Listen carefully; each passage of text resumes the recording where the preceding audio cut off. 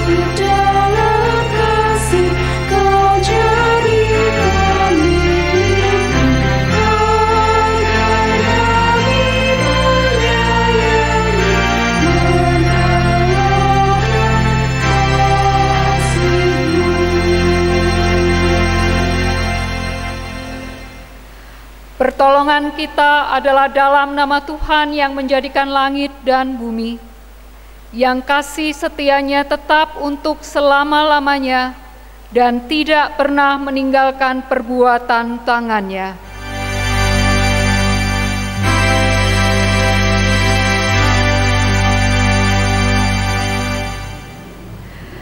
Kasih karunia dan damai sejahtera dari Allah Bapa kita dan dari Tuhan Yesus Kristus menyertai saudara sekalian. Dan beserta saudara juga.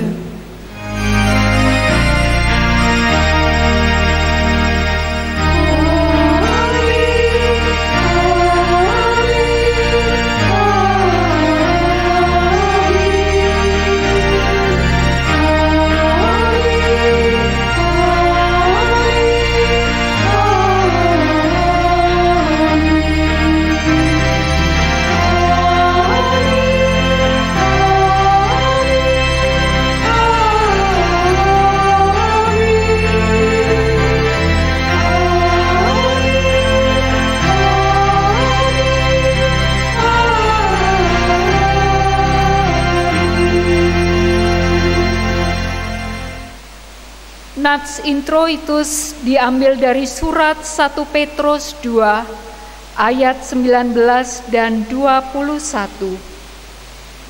Sebab adalah kasih karunia jika seorang karena sadar akan kehendak Allah menanggung penderitaan yang tidak harus ia tanggung.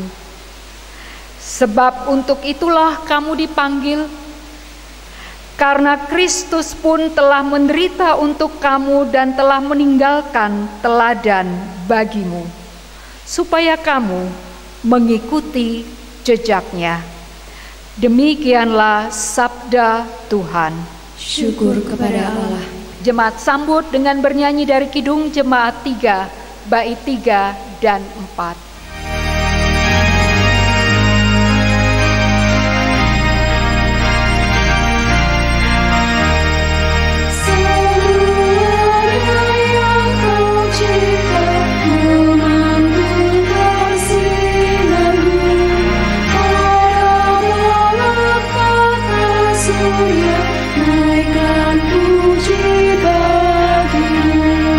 Pada hutan dan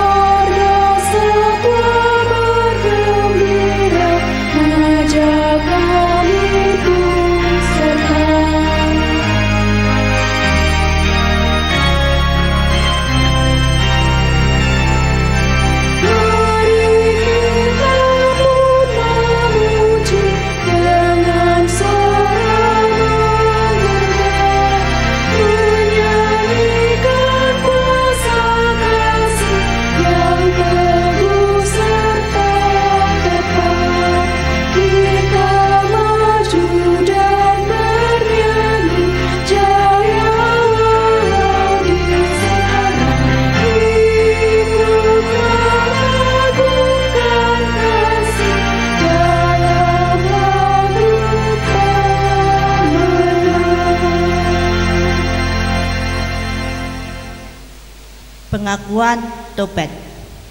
Saudara-saudari, sepanjang masa Prapaskah, marilah kita teguhkan niatan kita untuk membersihkan hati dan batin kita, agar saatnya kelak kita pun dipersatukan dalam kemenangannya. Saya mengaku kepada Allah yang Maha Kuasa dan kepada saudara sekalian bahwa saya telah berdosa dengan pikiran dan perkataan, dengan perbuatan dan kelalaian. Saya berdosa, saya sungguh berdosa.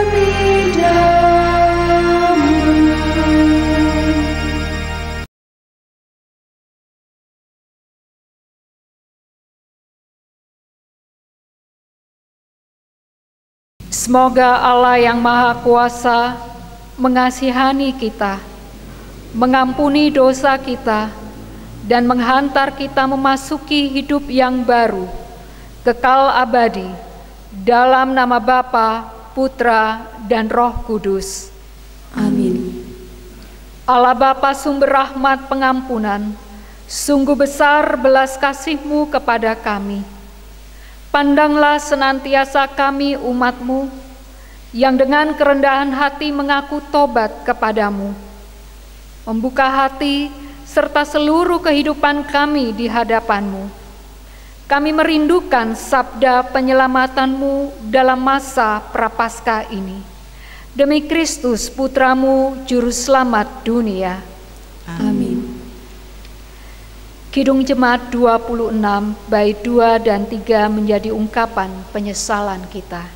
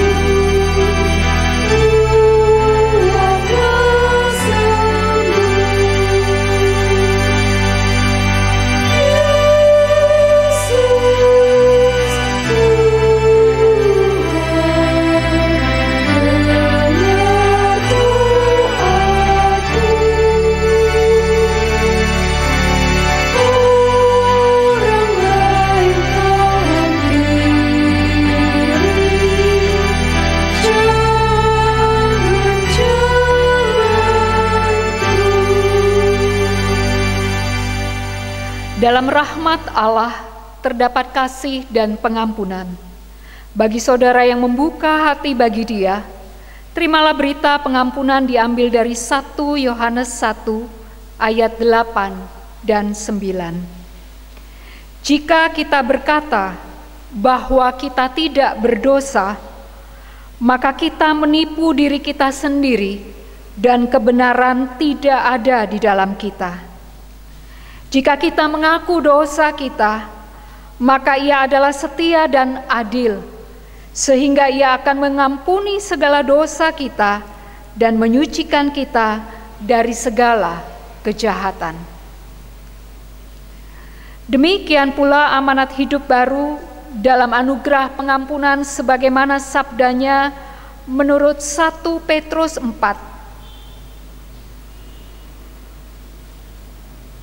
ayat 7 bagian bawah hingga ayat 11. 1 Petrus 4 ayat 7b sampai 11, demikian amanat hidup baru. Karena itu kuasailah dirimu dan jadilah tenang, supaya kamu dapat berdoa. Tetapi yang terutama, kasihilah sungguh-sungguh seorang akan yang lain, sebab kasih menutupi banyak sekali dosa. Berilah tumpangan seorang akan yang lain dengan tidak bersungut-sungut. Layanilah seorang akan yang lain sesuai dengan karunia yang telah diperoleh tiap-tiap orang sebagai pengurus yang baik dari kasih karunia Allah. Jika ada orang yang berbicara, baiklah ia berbicara sebagai orang yang menyampaikan firman Allah. Jika ada orang yang melayani, baiklah ia melakukannya dengan kekuatan yang dianugerahkan Allah, supaya Allah dimuliakan dalam segala sesuatu, karena Yesus Kristus ialah yang empunya kemuliaan dan kuasa sampai selama-lamanya.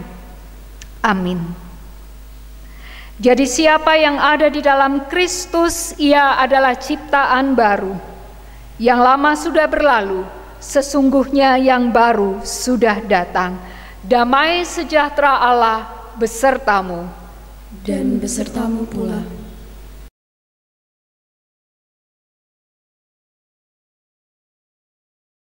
Kidung Jemaat 293 bait 1 dan 2 menjadi ungkapan kesanggupan kita.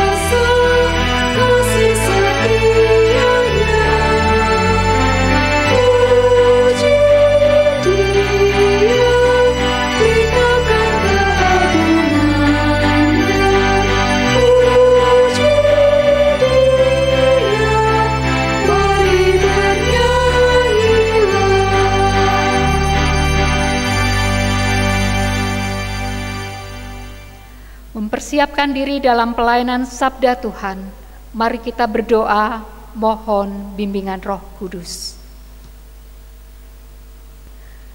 Tenangkanlah seluruh suara dalam hati dan pikiran kami ya Tuhan. Juga sekeliling kami di mana saat ini kami beribadah dari tempat kami masing-masing oleh karena situasi wabah virus corona. Sekali lagi kami melihat kuasa-Mu Tuhan, sehingga kami umat-Mu mendapat kesempatan untuk berbakti. Oleh karenanya, dalam perjuangan bersama dengan umat manusia di seluruh muka bumi, kami merendahkan hati kami, supaya sabda Tuhan yang hendak kami baca dan renungkan sebentar lagi menjadi berkat Tuhan yang menguatkan kami, memampukan kami menghadapi bencana dunia saat ini dengan berpegang pada sabda Tuhan, diterangi oleh sabda Tuhan yang menuntun, menolong, dan memampukan kami semua tetap hidup sebagai umat Tuhan di tengah-tengah dunia ini. Bersabdalah ya Kristus, kami umat-Mu sedia untuk mendengarkannya. Amin. Bacaan pertama, Kebangkitan Israel. Bacaan dari kitab Nabi Yeskiel 37 ayat 1 sampai 14. Yeskiel 37 ayat 1 sampai 14. Lalu kekuasaan Tuhan meliputi aku dan Ia membawa aku keluar dengan perantaraan Roh-Nya dan menempatkan aku di tengah-tengah lembah, dan lembah ini penuh dengan tulang-tulang. Ia membawa aku melihat tulang-tulang itu berkeliling, dan sungguh amat banyak bertaburan di lembah itu. Lihat, tulang-tulang itu amat kering. Lalu Ia berfirman kepadaku, "Hai anak manusia, dapatkah tulang-tulang ini dihidupkan kembali?" Aku menjawab, "Ya Tuhan Allah, Engkaulah yang mengetahui." Lalu firman-Nya kepadaku, "Bernubuatlah mengenai tulang-tulang ini dan katakanlah kepadanya, hai tulang-tulang yang kering, dengarlah firman Tuhan. Beginilah firman Tuhan Allah kepada tulang-tulang ini. Aku memberi nafas hidup di dalammu, supaya kamu hidup kembali. Aku akan memberi urat-urat padamu dan menumbuhkan daging padamu. Aku akan menutupi kamu dengan kulit dan memberikan kamu nafas hidup, supaya kamu hidup kembali. Dan kamu akan mengetahui bahwa Akulah Tuhan." Lalu aku bernubuat seperti diperintahkan kepadaku, dan segera sesudah aku bernubuat, kedengaranlah suara, sungguh suatu suara berderak-derak, dan tulang-tulang itu bertemu satu sama lain. Sedang aku mengamat-amatinya, lihat, urat-urat ada dan daging-daging tumbuh padanya. kemudian kulit menutupinya. Tetapi mereka belum bernafas. Maka firman-Nya kepadaku, bernubuatlah kepada nafas itu, bernubuatlah hai anak manusia, dan katakanlah kepada nafas hidup itu, beginilah firman Tuhan Allah. Hai nafas hidup, datanglah dari keempat penjuru angin dan berhembuslah ke dalam orang-orang yang terbunuh ini, supaya mereka hidup kembali. Lalu aku bernubuat seperti diperintahkannya kepadaku, dan nafas hidup itu masuk ke dalam mereka, sehingga mereka hidup kembali. Mereka menjejakkan kakinya satu tentara yang sangat besar. Firman-Nya kepadaku, hai anak manusia, tulang-tulang ini adalah seluruh kaum Israel. Sungguh, mereka sendiri mengatakan, tulang-tulang kami sudah menjadi kering, dan pengharapan kami sudah lenyap. Kami sudah hilang. Oleh sebab itu, bernubuatlah dan katakan kepada mereka, beginilah firman Allah. Sungguh, aku membuka kubur-kuburmu dan membangkitkan kamu, hai umatku, dari dalamnya. Dan aku akan membawa kamu ke tanah Israel. Dan kamu akan mengetahui bahwa akulah Tuhan, pada saat aku membuka kubur-kuburmu dan membangkitkan kamu, hai umatku, dari dalamnya. Aku akan memberikan rohku ke dalammu, sehingga kamu hidup kembali, dan aku akan membiarkan kamu tinggal di tanahmu.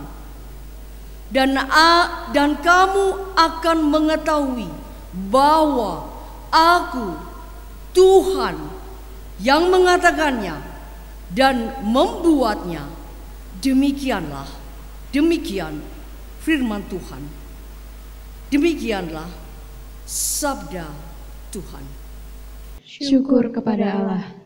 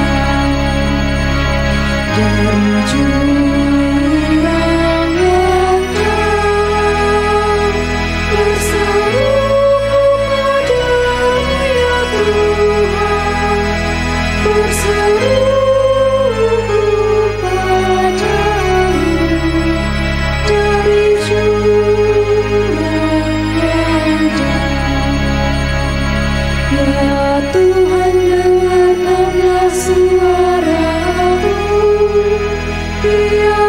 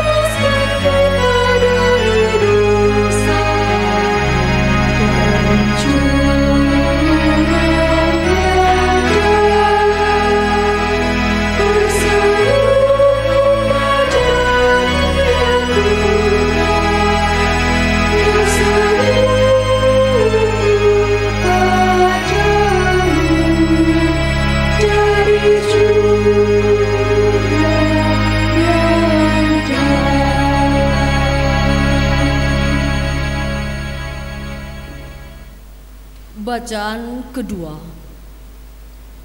Hidup oleh Roh.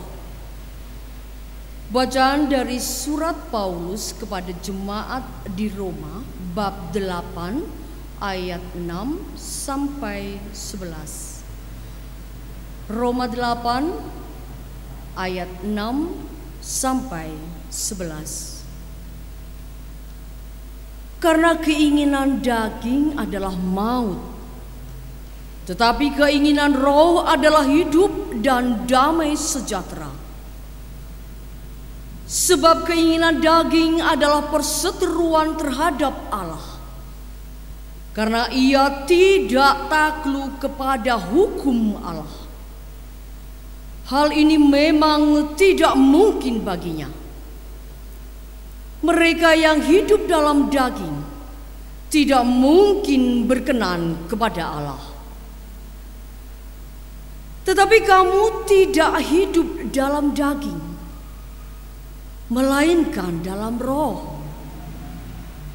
Jika memang roh Allah diam di dalam kamu, tetapi jika orang tidak memiliki roh Kristus, ia bukan milik Kristus.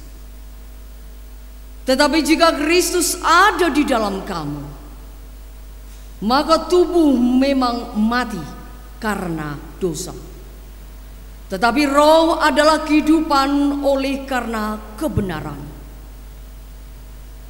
Dan jika roh Dia yang telah membangkitkan Yesus dari antara orang mati diam di dalam kamu, maka Ia yang telah membangkitkan Kristus Yesus dari antara orang mati akan menghidupkan juga tubuhmu yang fana itu oleh roh-Nya yang diam di dalam kamu. Demikianlah sabda Tuhan. Syukur kepada Allah. Bacaan Injil pada Minggu Prapaskah 5 ini diambil dari Injil Yesus Kristus menurut Yohanes. Yohanes pasal 11 ayat 1 sampai 44. Ada seorang yang sedang sakit, namanya Lazarus. Ia tinggal di Betania, kampung Maria dan adiknya Marta. Maria ialah perempuan yang pernah meminyaki kaki Tuhan dengan minyak mur dan menyekanya dengan rambutnya. Dan Lazarus yang sakit itu adalah saudaranya. Kedua perempuan itu mengirim kabar kepada Yesus, "Tuhan, Dia yang Engkau kasihi sakit."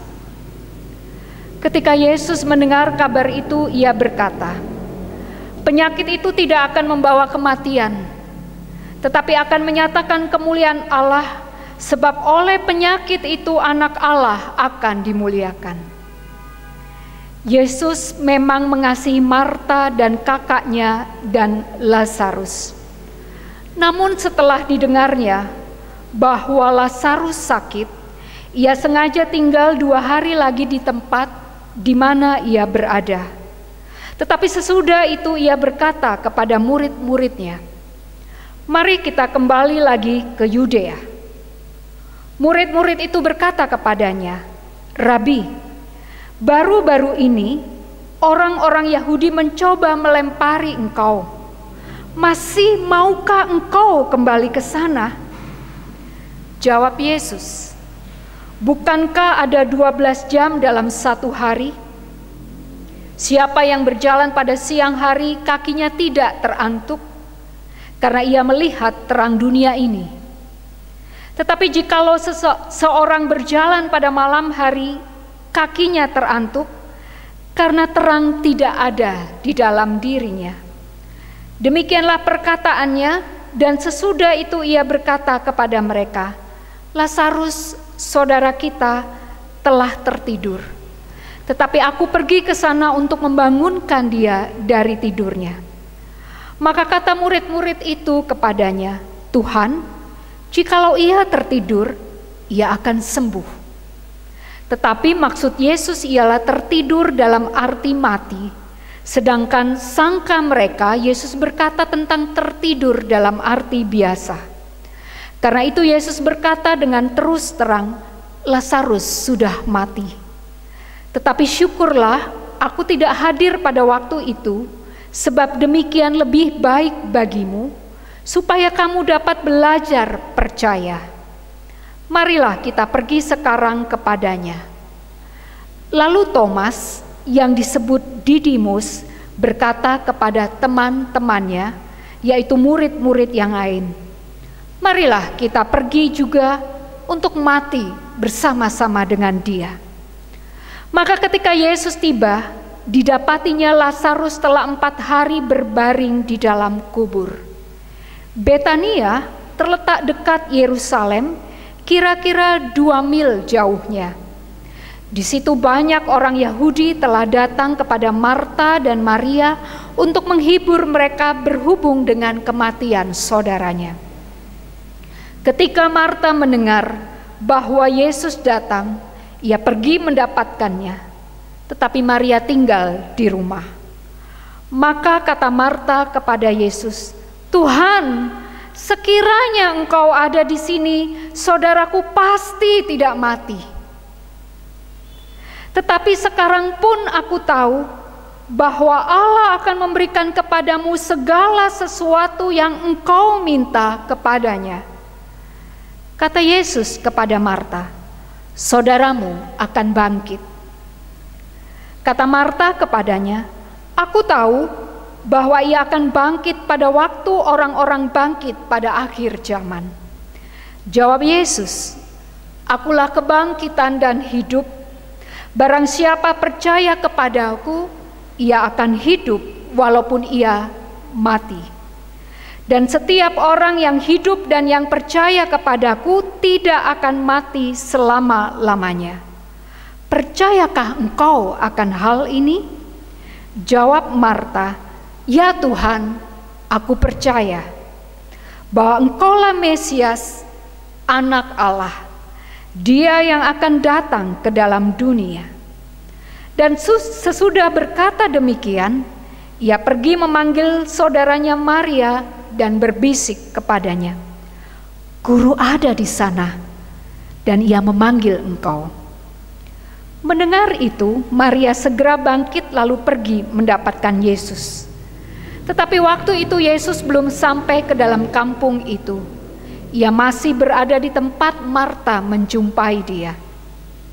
Ketika orang-orang Yahudi yang bersama-sama dengan Maria di rumah itu untuk menghiburnya melihat bahwa Maria segera bangkit dan pergi keluar, mereka mengikutinya.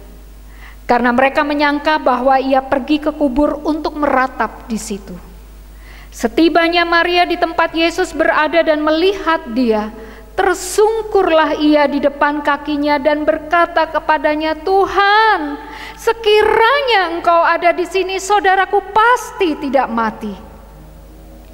Ketika Yesus melihat Maria menangis dan juga orang-orang Yahudi yang datang bersama-sama dia, maka masgulah hatinya.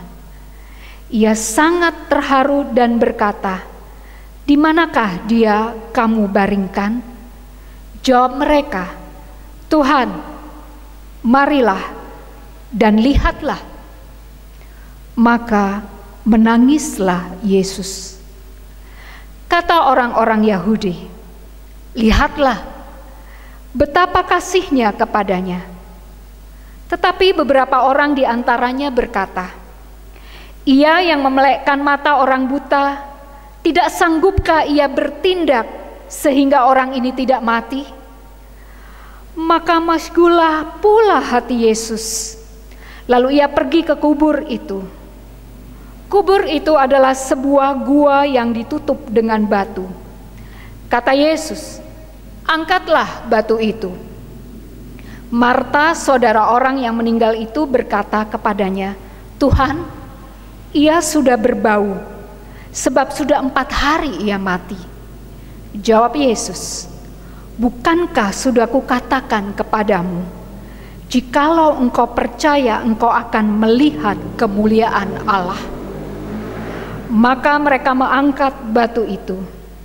Lalu Yesus menengadah ke atas dan berkata, Bapa, aku mengucap syukur kepadamu, karena engkau telah mendengarkan aku.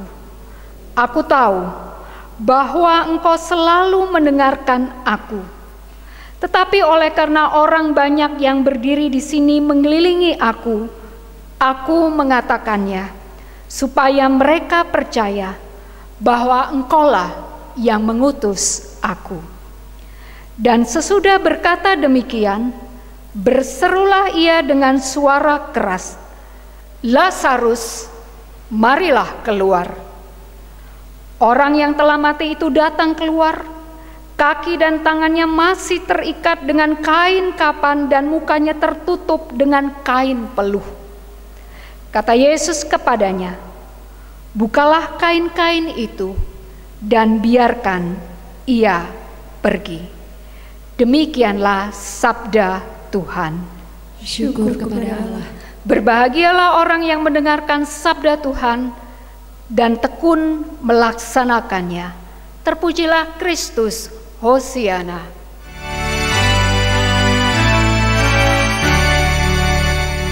Hosiana, Hosiana, Hosiana.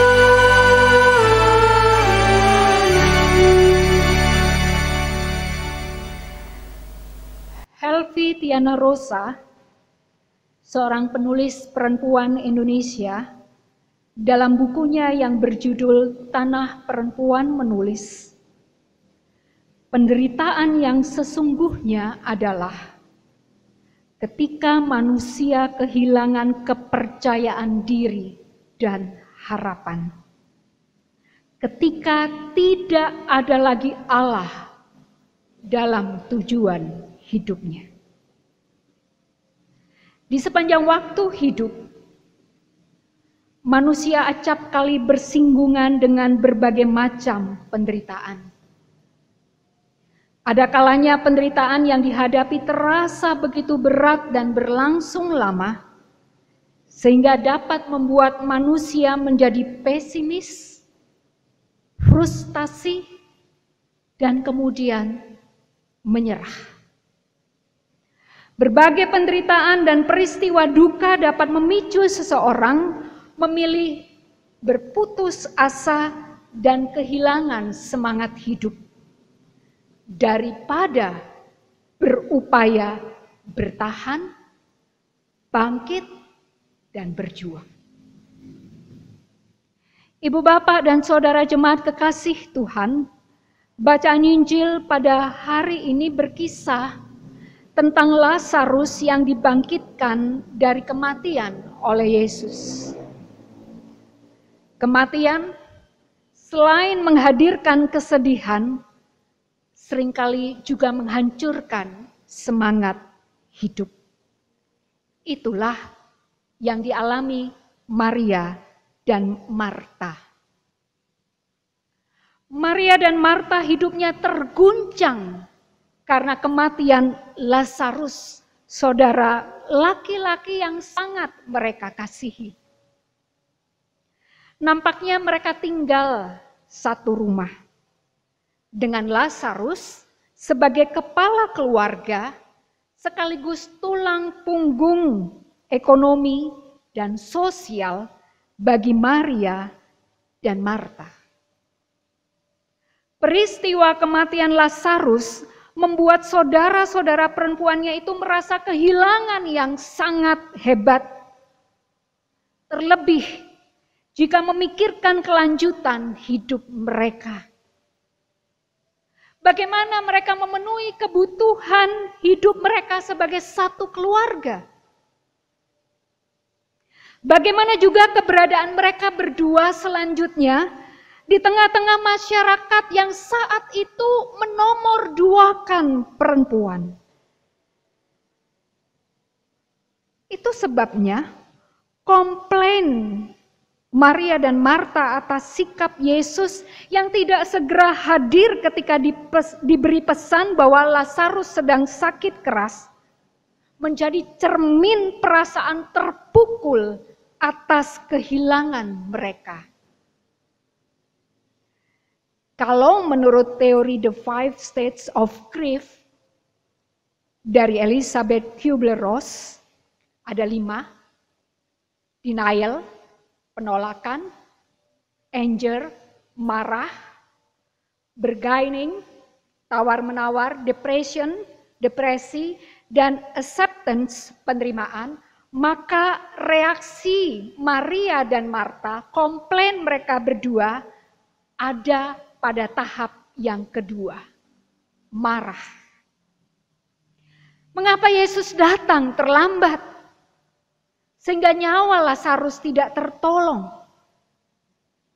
Ibu bapak dan saudara jemaat kekasih Tuhan, Lazarus, Maria dan Marta adalah sahabat Yesus sejak lama.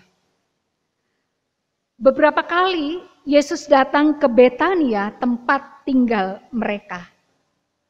Maria adalah perempuan yang menuangkan minyak wangi ke kaki Yesus menurut catatan Yohanes 11 ayat 2 yang telah kita baca.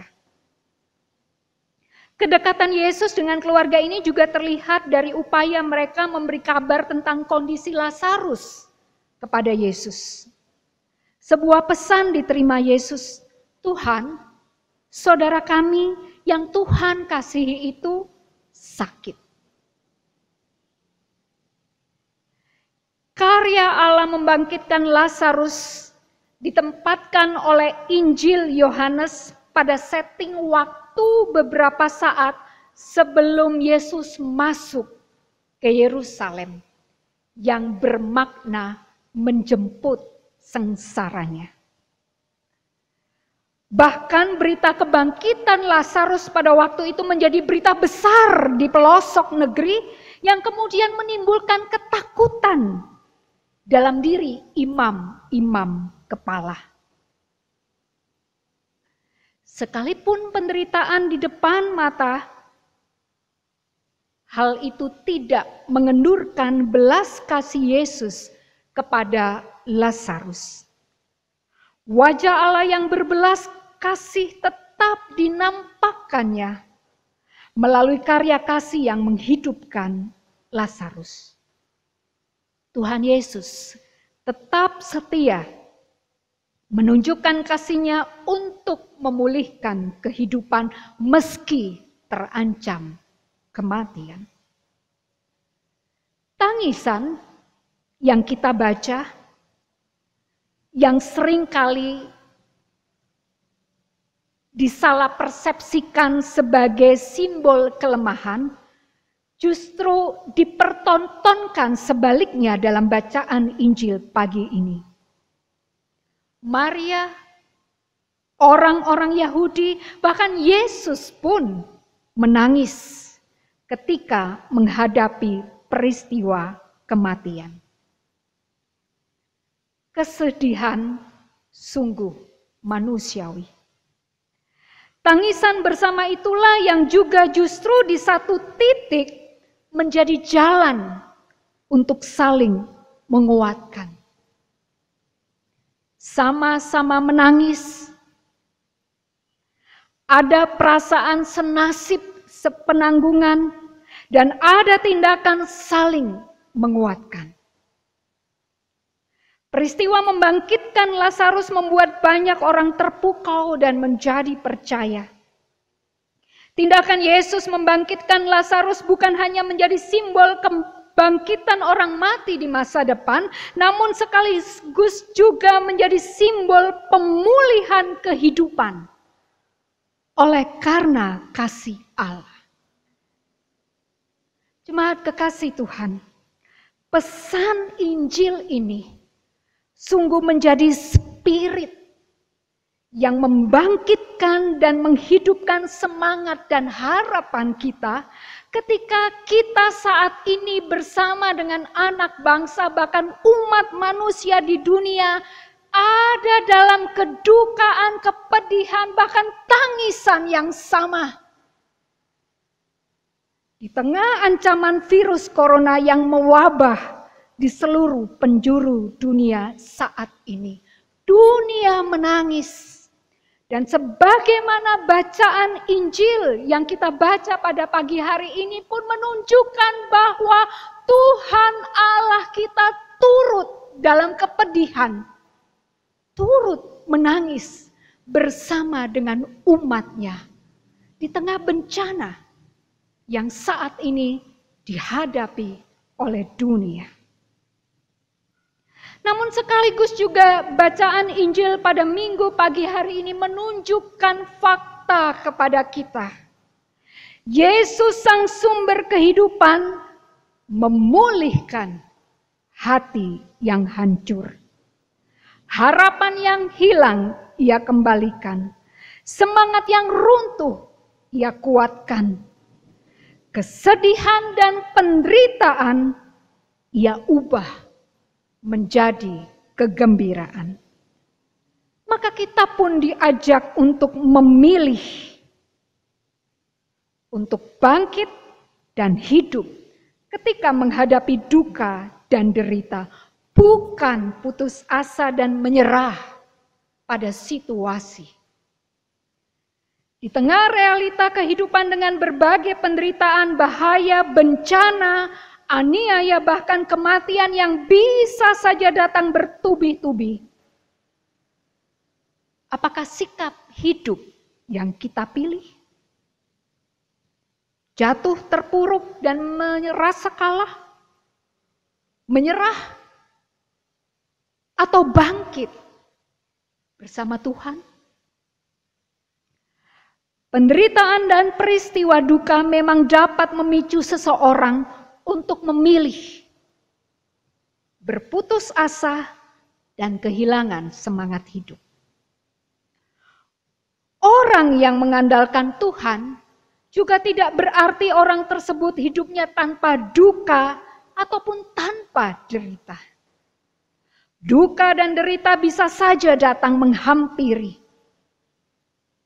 Tetapi Tuhan Yesus memberikan keteladanan yang mulia dan menjadi pesan yang sangat relevan di tengah-tengah perjuangan kita sebagai bagian dari bangsa, bahkan bagian dari umat manusia di dunia ini yang menghadapi wabah pandemik virus corona dengan memilih untuk bersikap tabah. Menjadi sikap Kristiani yang luhur dan terus perlu diupayakan, diperjuangkan dalam situasi saat ini.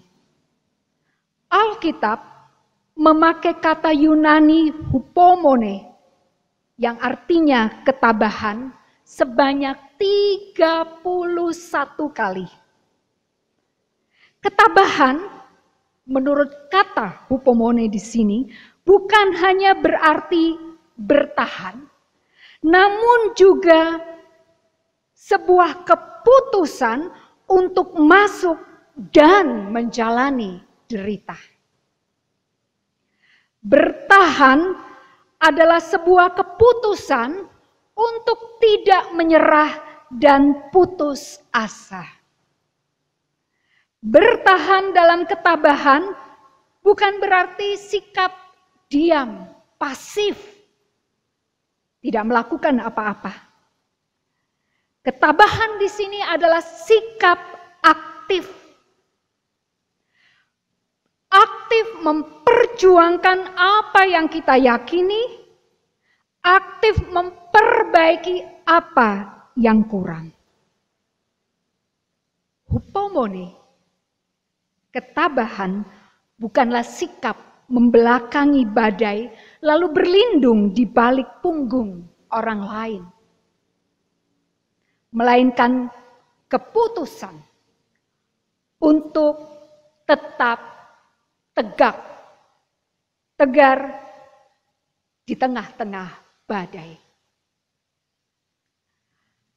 Memilih untuk diam di rumah, bekerja dari rumah, belajar dari rumah, mengurangi atau meniadakan kontak fisik dengan bersalaman, bersentuhan, atau kalau jika harus bekerja atau beraktivitas penting di luar rumah,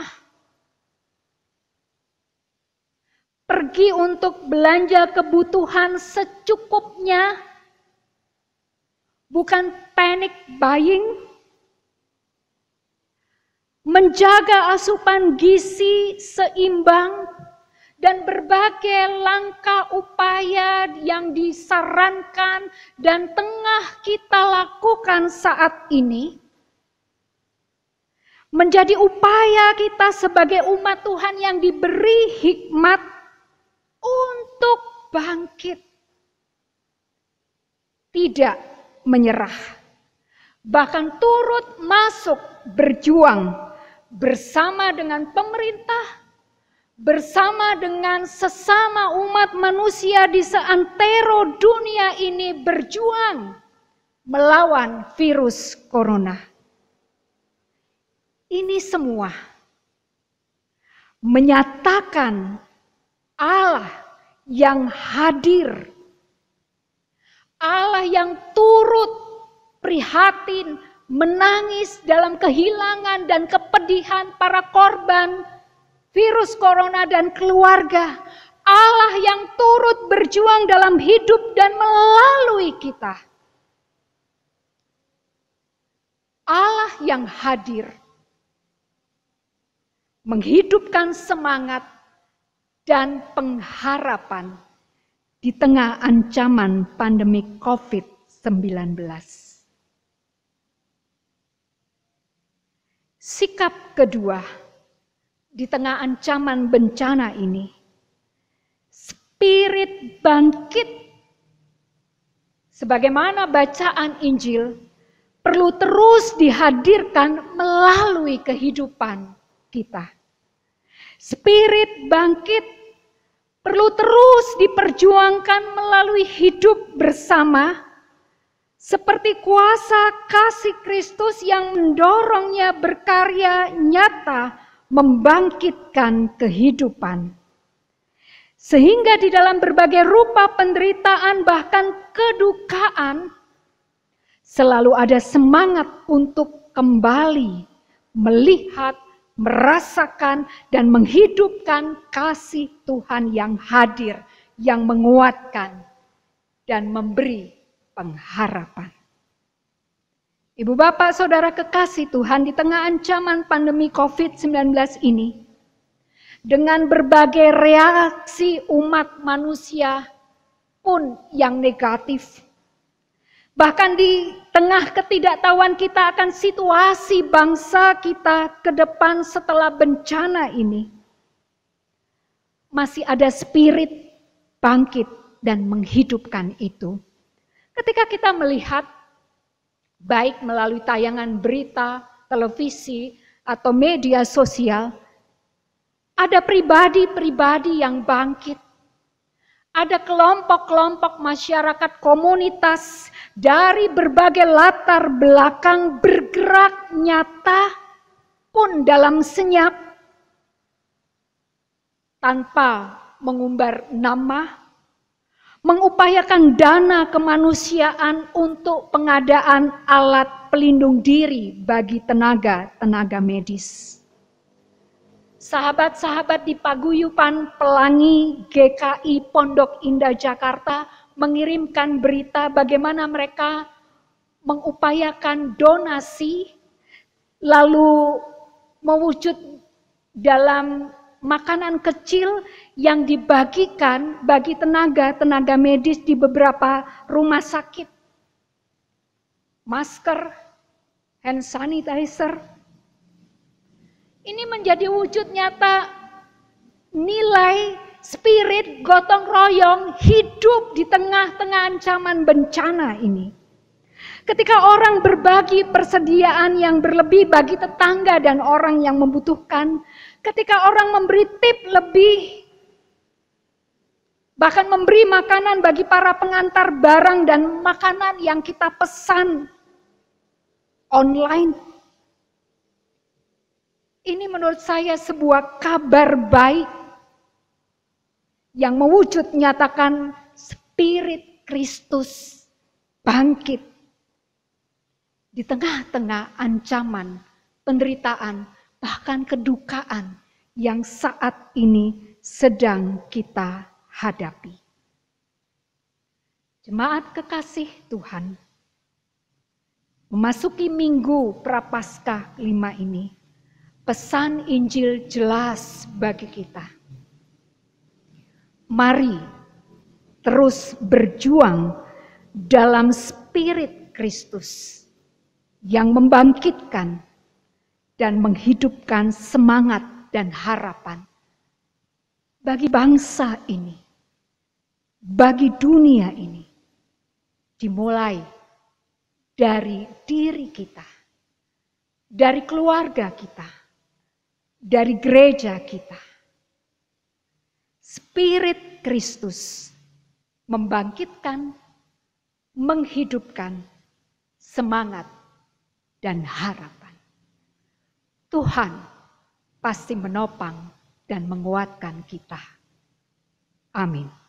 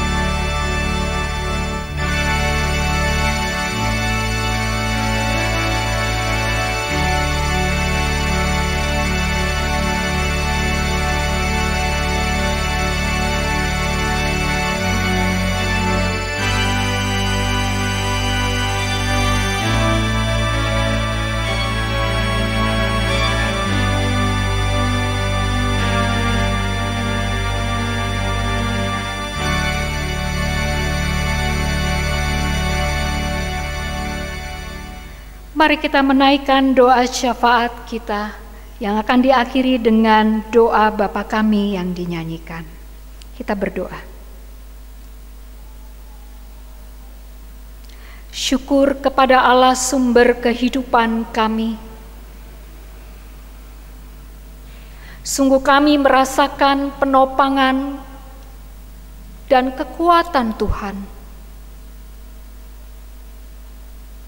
Bencana belum juga usai. Bahkan pasien yang positif terinfeksi COVID-19 makin bertambah, dan ini sungguh mengancam kehidupan kami. Namun kuasa Tuhan hadir tiap-tiap hari baru dan menjadi dasar buat kami untuk tidak berhenti berbakti, sekalipun dengan cara yang penuh dengan keterbatasan, tidak lagi dapat berdekatan, bahkan kontak fisik, mewujudkan damai sejahtera Kristus melalui bersalaman. Tetapi ini semua cara yang Tuhan berikan kepada kami melalui hikmat yang turun atas kami semua. Sehingga kami dimungkinkan berbakti secara online pada saat ini. Dari tempat kami masing-masing, dari rumah kami masing-masing. Pantas dan layak kami menaikkan syukur kepada Allah sumber kehidupan yang memelihara kami penuh dengan kasih dan setia.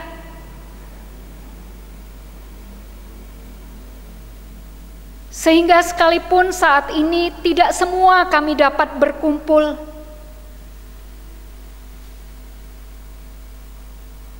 ada suami, istri, orang tua, anak, cucu, sanak saudara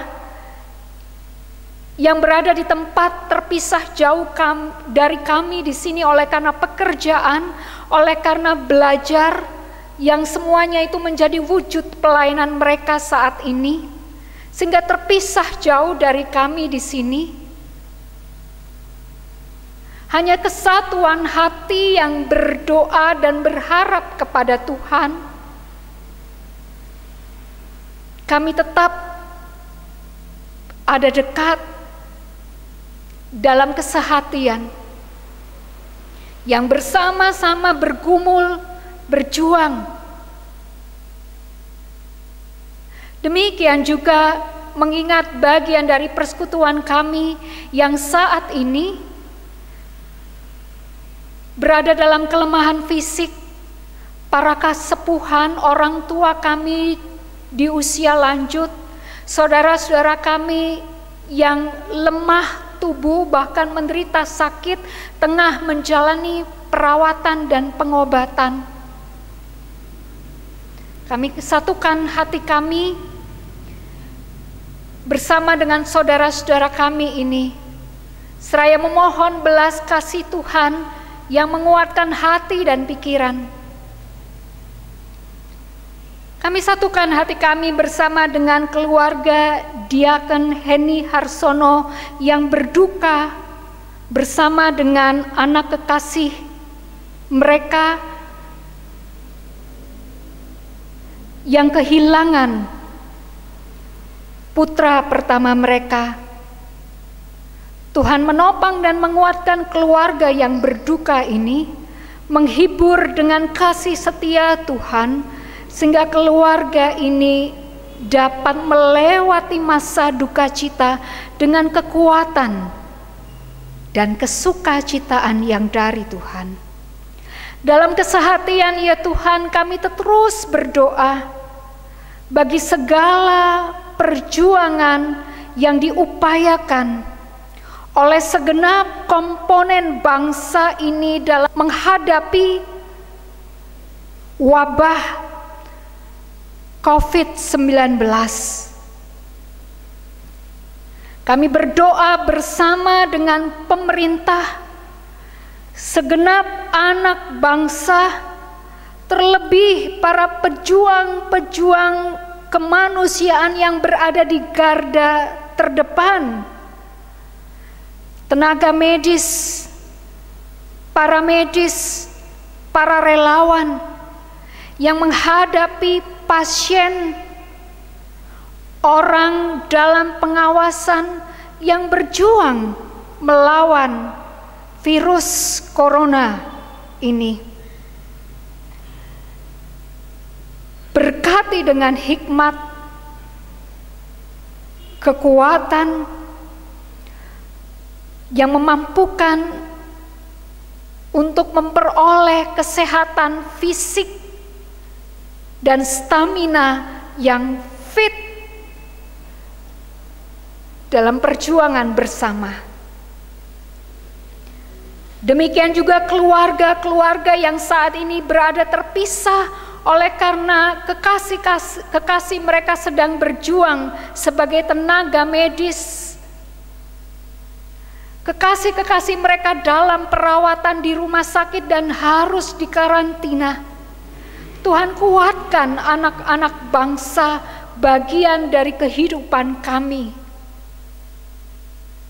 Dalam kesehatian kami memohonkan kekuatan dari Tuhan bagi hati dan pikiran kami, sehingga kami pun turut berjuang dengan cara kami mengisolasi diri, mengurangi bepergian dan kontak fisik dengan orang lain, menjaga kesehatan seisi rumah tangga kami, sebagai upaya dan perjuangan kami untuk memutus rantai penyebaran virus ini. Dan dengan demikian Kami menghadirkan kuasa Allah yang turut bekerja dalam perjuangan anak bangsa dan seluruh umat manusia pada saat ini. Kami berdoa bagi saudara-saudara kami yang menjadi korban dan berada di tempat-tempat karantina, berada di tempat-tempat pengungsian, oleh karena bencana kemanusiaan, bencana peperangan, bencana alam. Kasihanilah kami Tuhan, supaya hati kami dipenuhi oleh belas kasih Tuhan dan bergerak sekalipun dalam keterbatasan, menghidupkan nilai cinta kasih Allah, semangat bergotong royong, berbagi dari apa yang kami miliki sekalipun dalam keterbatasan. Di masa Prapaskah ini, kami tetap memohon hikmat Allah supaya sengsara Yesus Kristus menjadi spirit kami, tidak berhenti berjuang melawan wabah COVID-19 ini dengan hikmat yang dari Tuhan. Ya Tuhan, dalam pengasihan-Mu kami mohon, dengarkanlah doa kami yang kami alaskan hanya di dalam satu nama, Tuhan kami Yesus Kristus, yang telah mengajar kami berdoa.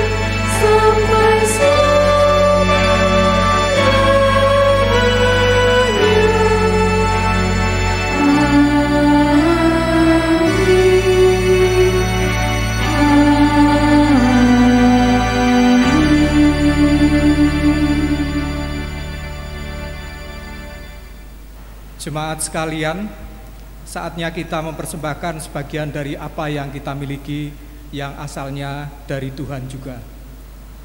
Kita diajarkan untuk memberi persembahan dengan ikhlas melalui firman Tuhan yang diambil dari 2 Korintus 9 ayat 7. Hendaklah masing-masing memberikan menurut kerelaan hatinya, jangan dengan sedih hati atau karena paksaan. Sebab Allah mengasihi orang yang memberi dengan sukacita. Untuk mengiringi pengumpulan persembahan, kita bersama-sama menyanyikan Kidung Jemaat 393 bait pertama dan yang ketiga, Tuhan betapa baiknya.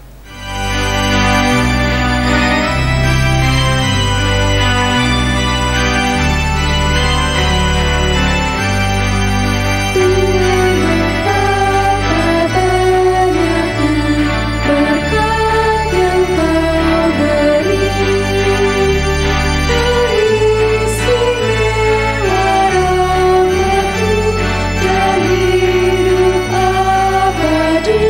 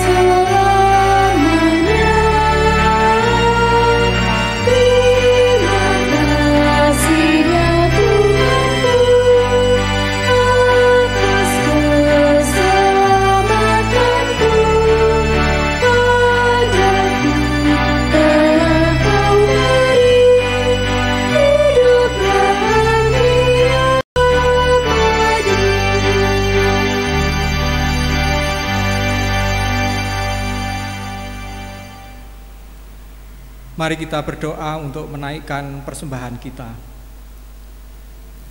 Bapa yang di surga, yang kami sembah di dalam Tuhan Yesus Kristus, terima kasih Engkau mengajarkan kepada kami untuk mempersembahkan apa yang kami miliki dengan sukacita.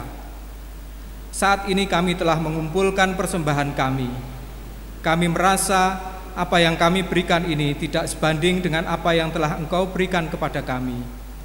Untuk itu Tuhan, kami mohon Engkau menyucikan persembahan ini dan menyucikan juga orang-orang yang akan mengelola persembahan ini, sehingga persembahan ini dapat bermanfaat banyak untuk pelayanan di gerejamu. Selanjutnya kami mohon Bapa mengelola hati, pikiran, dan perbuatan kami, agar kami mampu melayani-Mu lebih sungguh. Di dalam nama Tuhan Yesus Kristus kami berdoa dan mengucap syukur. Amin. Bersama-sama dengan umat percaya di seluruh muka bumi, marilah kita ikrarkan pengakuan iman rasuli. Aku percaya kepada Allah Bapa yang Maha Kuasa, Khalik langit dan bumi, dan kepada Yesus Kristus, Anaknya yang tunggal, Tuhan kita, yang dikandung daripada Roh Kudus, lahir dari anak darah Maria, yang menderita di bawah pemerintahan Pontius Pilatus, disalibkan, mati dan dikuburkan, turun ke dalam kerajaan maut.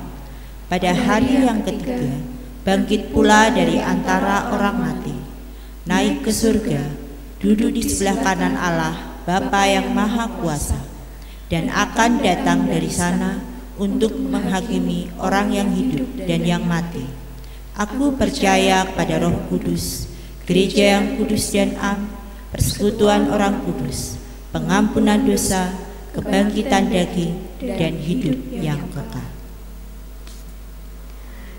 Jemaat kekasih Kristus, marilah dengan spirit Yesus Kristus yang membangkitkan dan menghidupkan semangat dan harapan, kita tetap bersama dengan anak bangsa dan sesama umat manusia di dunia ini berjuang, tidak menyerah.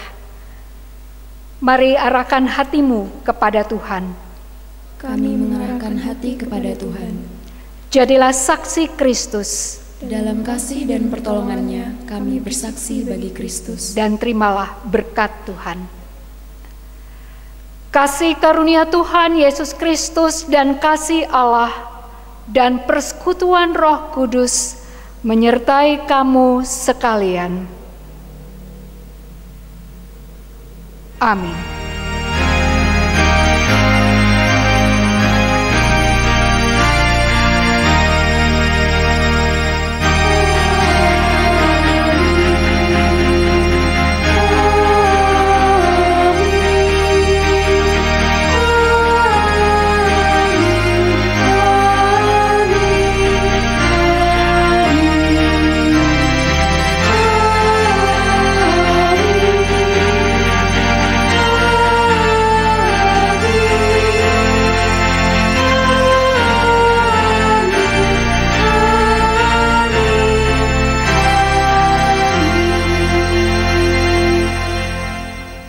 Kidung Jemaat 402 bait 1 dan 3, Kuperlukan Juru Selamat.